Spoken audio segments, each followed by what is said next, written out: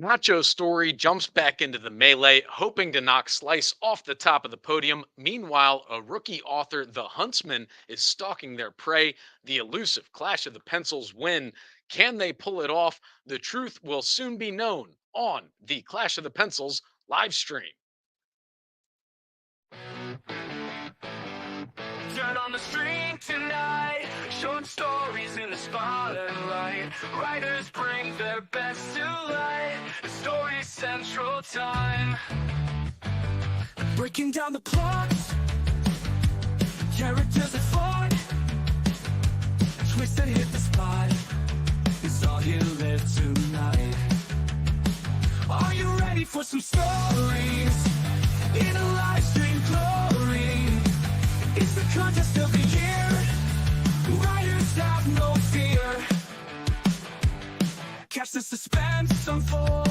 Feel the tales being told. Critiques fair and bold. The truth will soon be known. Dollars from far and wide. Mysteries you can't hide.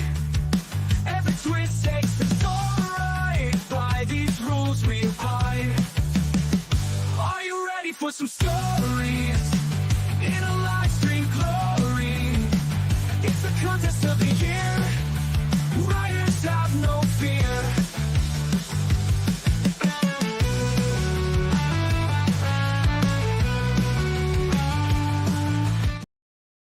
Welcome to the Clash of the Pencils live stream, the only full contact creative writing contest out there. This one page handwritten story contest.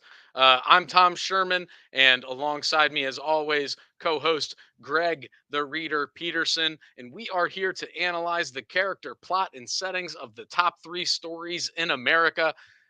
Greg, how are we feeling this morning? It's the first week of school for a lot of these East Coast and Midwestern places, and you can feel it's coming through on the pages here. We are in back to school mode. A lot of raw emotion from our authors, and that's what we like to see.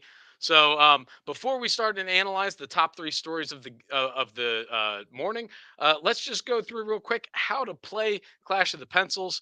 In case you want to join, here's how. All you got to do, first thing, download the app. Links for iPhone and Android are in the description on the YouTube channel.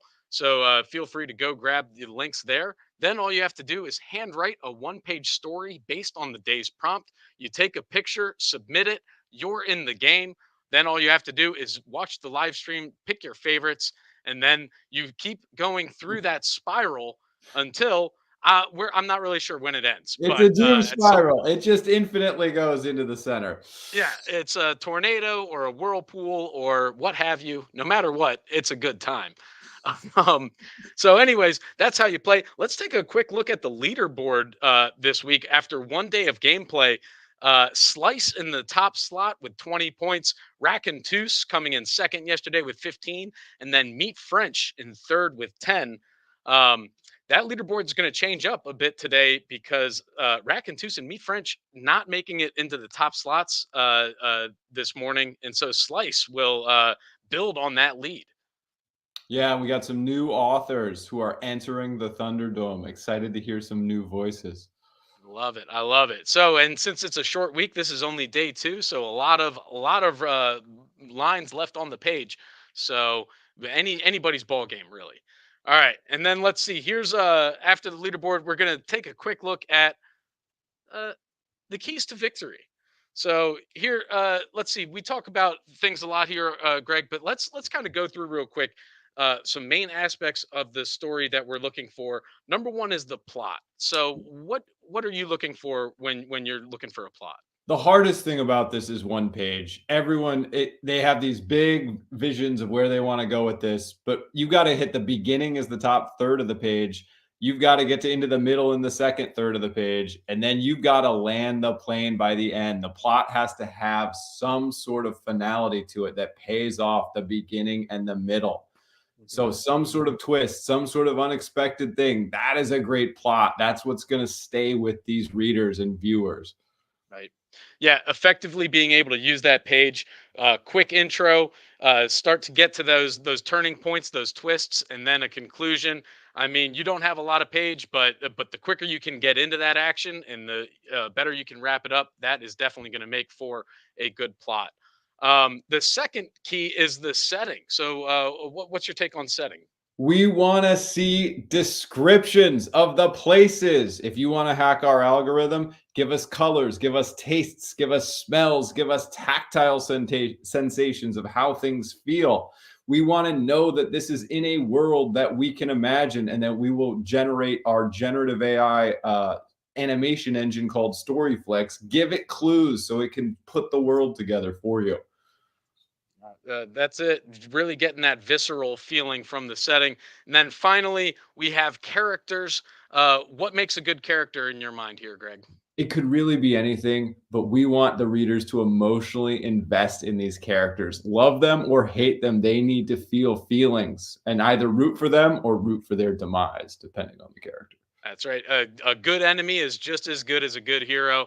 That is a fact.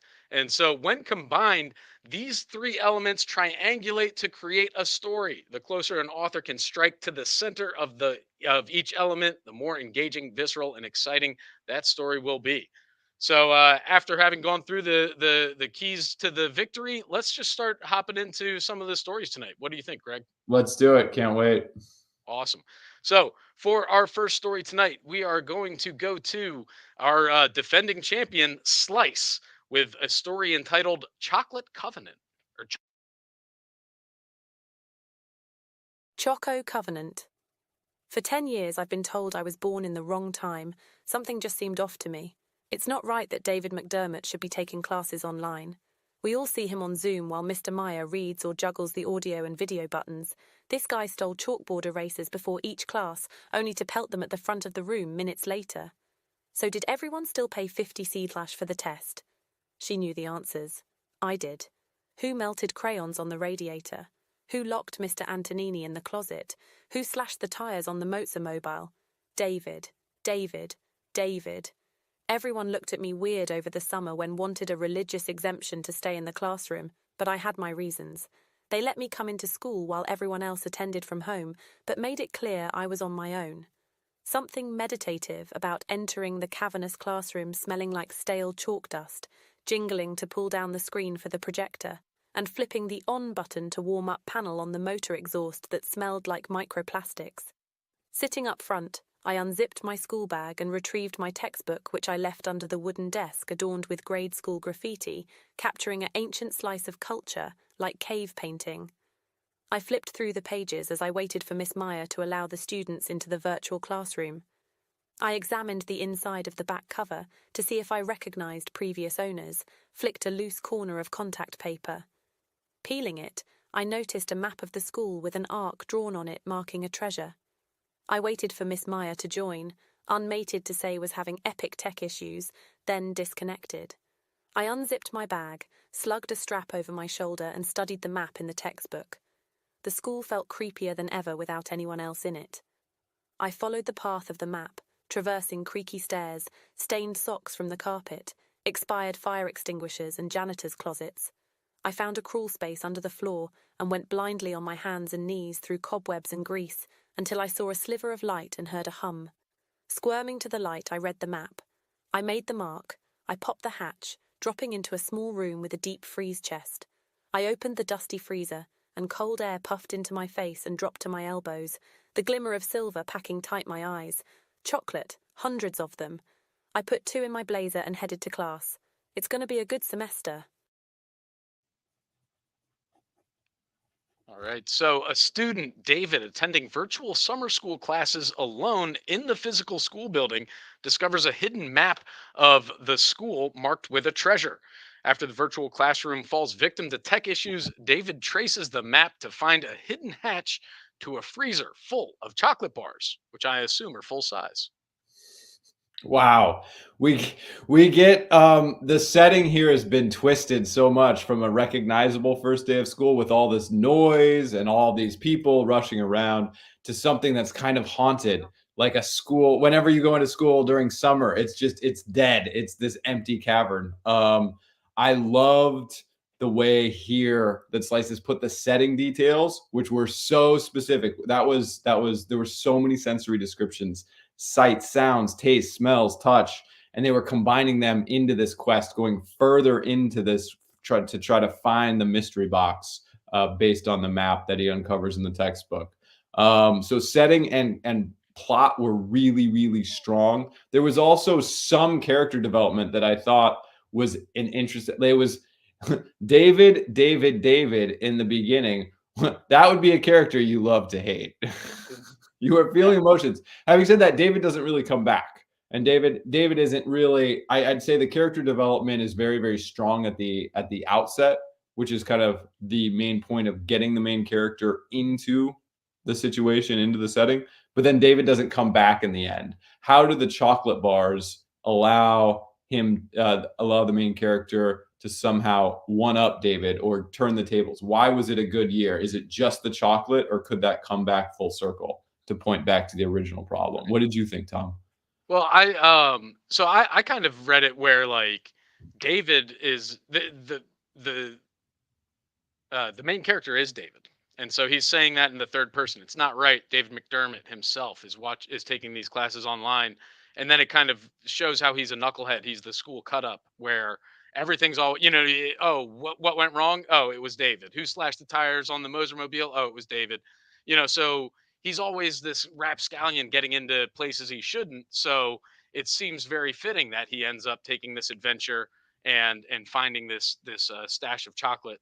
um, I think you're right though. Where out of the three, characters might have been the least well developed. I mean, the setting was very strong as far as the old musty school and sort of setting up that image of being inside a school building by yourself. The plot was there, taking that adventure through the cobwebs and the grease and the grime, and then yeah, that character, it was well developed up front, but then.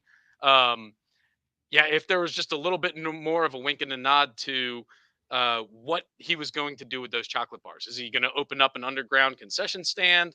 Is he just going to eat them all? Who knows? It So, yeah. It does seem like he has like his own little economy, sort of outside of the official economy, because everyone's paying 50 cents for these tests. It seems like this is a robust marketplace. And you are right. You are right. This is David, because when it says David, we switch from third person to everyone looked at me weird over Mm, the summer.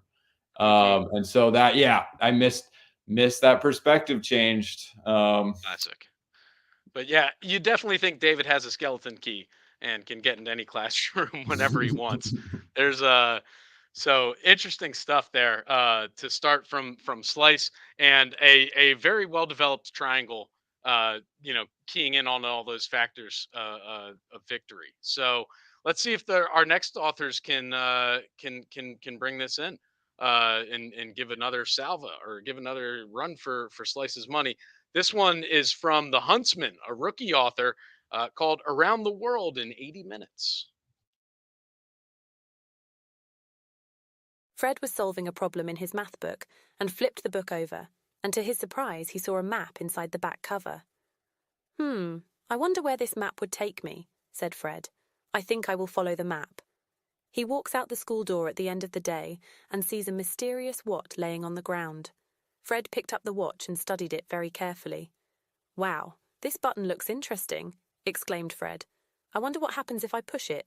Whoosh! Fred pushed the spinning globe button, and in a flash he was transported into a portal that took him to San Diego. How did I get here? Said Fred. I was just at my school in Wisconsin. After arriving in California, Fred felt something in his back pocket. He pulled out the map that had been in his math book. He saw that the map started in California and had an arrow that was drawn around the globe. Whoa, that's cool, exclaimed Fred. I'd better push the button again and try to go back to Wisconsin. So whoosh, Fred pushed the button and ended up on the next starred place on the map, which was Japan. Uh-oh, said Fred. I guess I have to follow the map to get home. I'd better push it again because I need to be home in time for dinner. Whoosh, this time Fred ended up in Tanzania. Wow, I've never been to Africa before. I hope I get to see a rhino. Fred was running out of time. He needs to get back for his second day of school, so he pushed his magic watch, and whoosh was teleported to Colombia. He was following the map around the world. According to the map, the next stop was back to Wisconsin. "Here goes," said Fred. "Time to go home." Whoosh! Fred closed his eyes, and next thing he knew, he was standing back at the door of his school. His mum walked up to meet him and said, "Hi, honey, how was school?" "It was okay. I feel like I've been around the world," he said with a wink and a smile. All right, so Fred finds a map on his textbook, leads him to a watch. That watch leads him to a wormhole. And from there, the wormhole takes him to California, Japan, Tanzania, Colombia, back to Wisconsin, just in time for dinner. That I do feel like we've been around the world, not even in 80 minutes, but in one page. The That's it. setting here, the setting, at least in terms of listing the place names and the sense of motion, was there was an adventure that we were on, and sort of this idea of wonder. I like how it was linked to a globe, so the main character was always kind of oriented. We were able to figure out sort of how the magic object, the magic watch, works, because he's like, all right, I'm in California. I want to go back to Wisconsin, presses it. And he's like, oh no, I must be going home. I just have to keep going through this loop around the world. It would have been great to get a little bit of imagery. We get to see what he wants to see, a rhino. A little bit more imagery in Japan and Colombia would have been fun.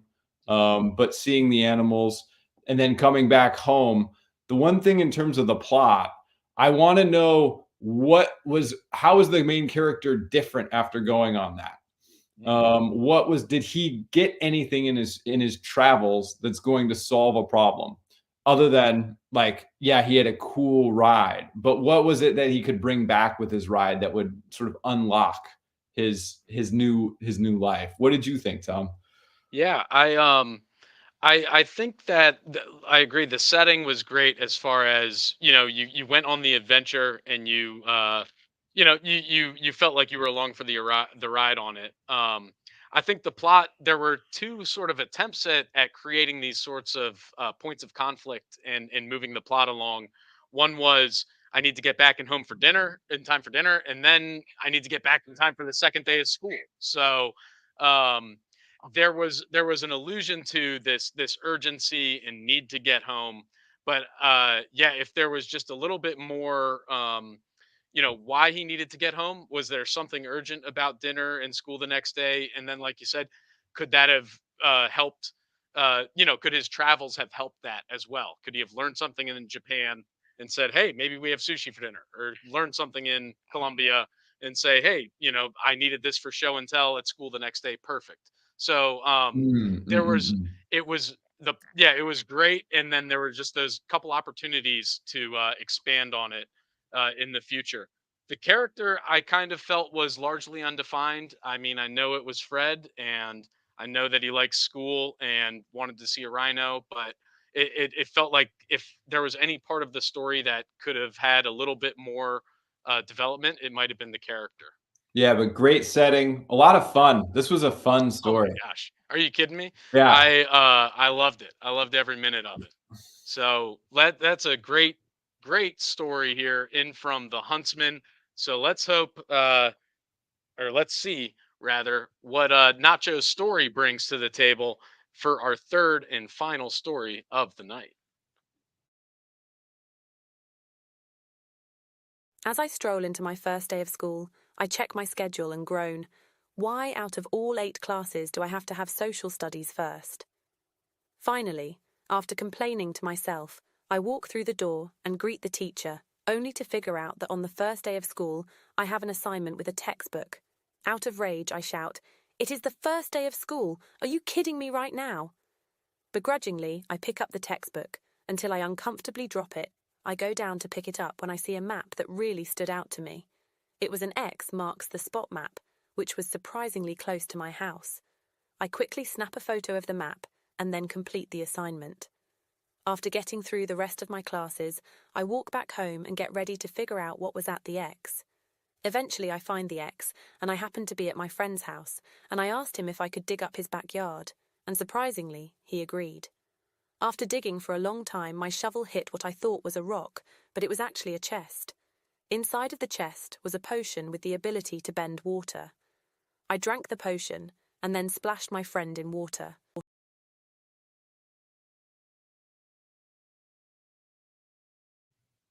Okay, so rough first day of school for the main character. They have to work, they have heavy textbooks, and they go to social studies class. But silver lining, they find a map on their textbook, which leads them to the backyard of their friend's house, where they dig up a treasure chest that has a potion inside with the ability to manipulate water, which he then uses to splash his friend. Oh man, the opening of the story just got me. The groan, the eight class. This is on a first day of school. This feels like a middle schooler. Eight classes, and then of all the classes, Tom, social studies, Mm, shouting and rage. Why do we have an assignment on the first day? But there is that silver lining. We do get the map. And so the map is kind of, to me, interpreting it, the map was like a portal that was you were able to get back into the summer mode, right?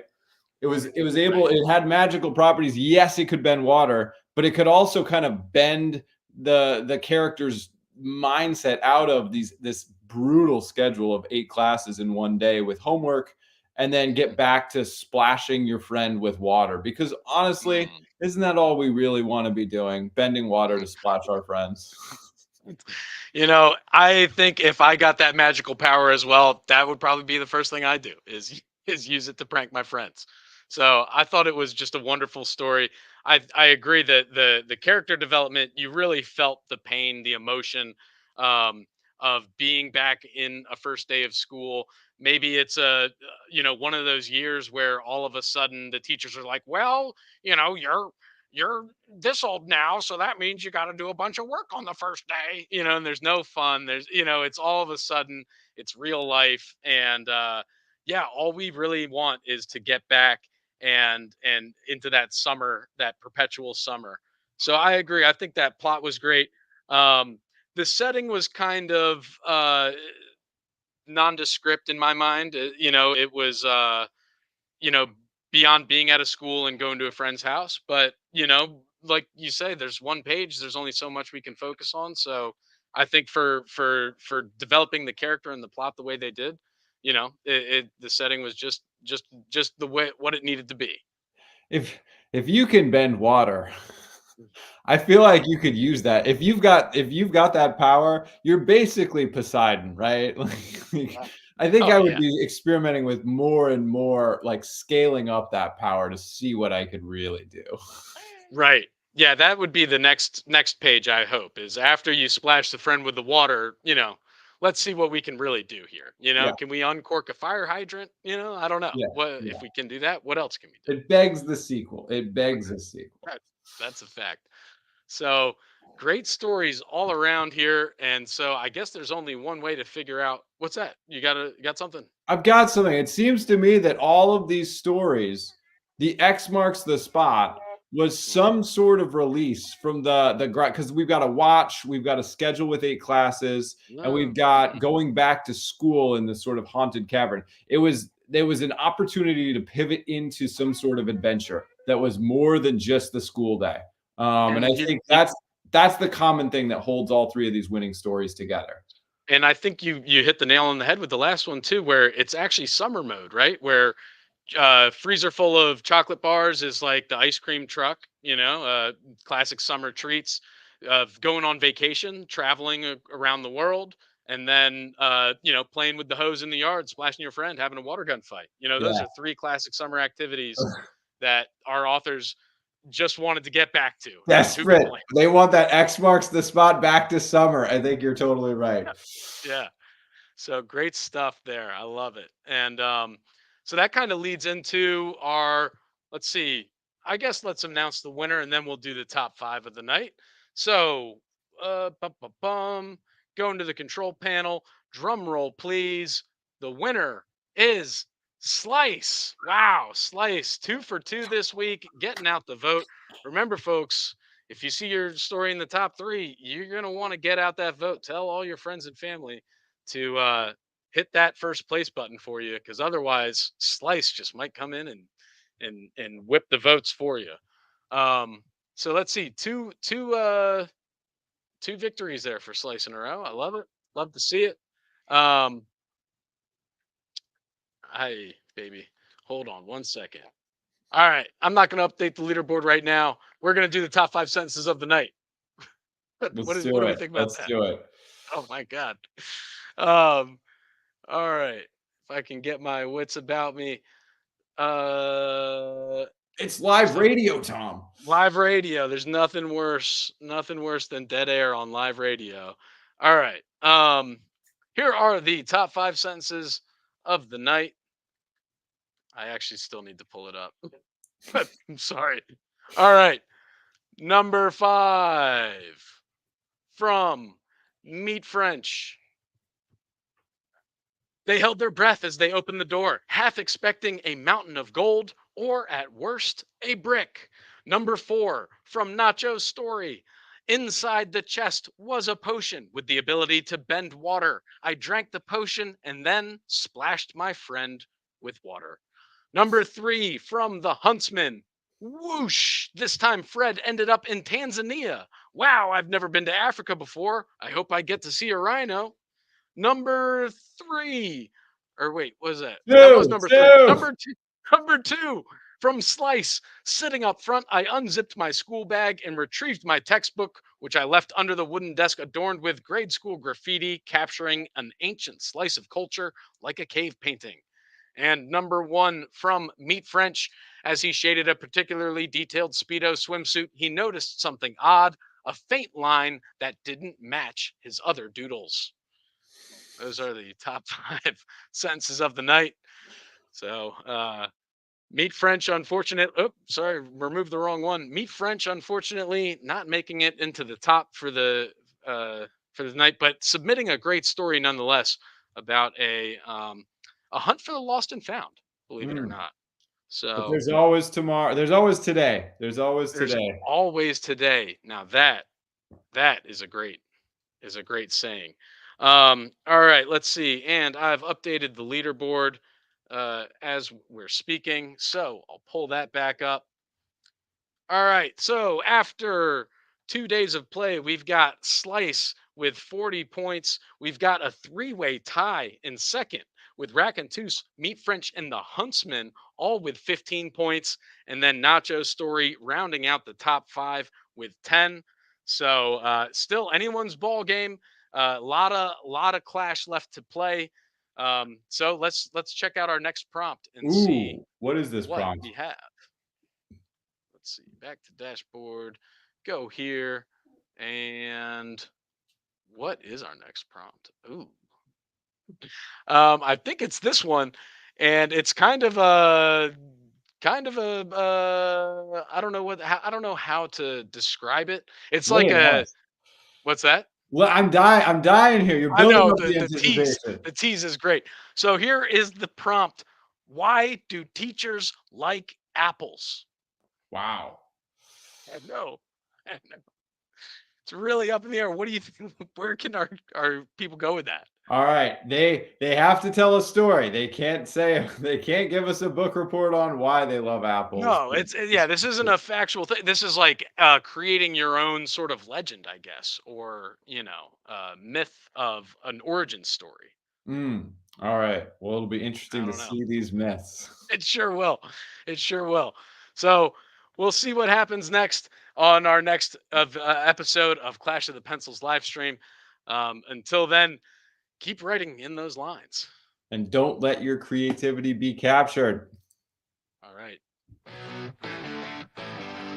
Turn on the stream tonight. Short stories in the spotlight. Writers bring their best to light. The story central time.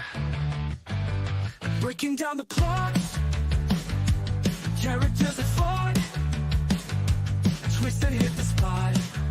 It's all you live tonight. Are you ready for some stories? In a live stream glory. It's the contest of the year. Writers have no fear. Catch the suspense unfold. Feel the tales being told. Critiques fair and bold. The truth will soon be known. Dollars from far and wide. Mysteries you can't hide. Every twist takes the story by for some stories.